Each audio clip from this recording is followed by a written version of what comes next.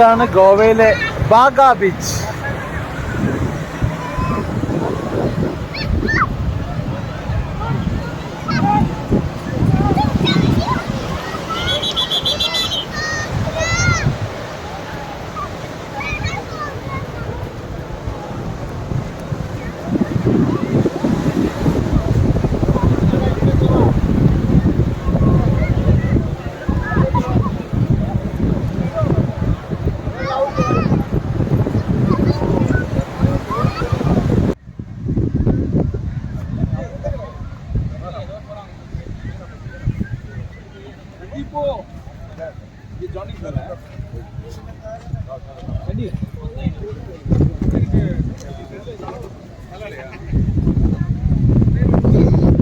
ഗോവയിൽ കാര്യമായിട്ട് കാണാനുള്ളത് ബീച്ചാണ്. ഇവിടെ നമ്മളെ അമ്മരൻ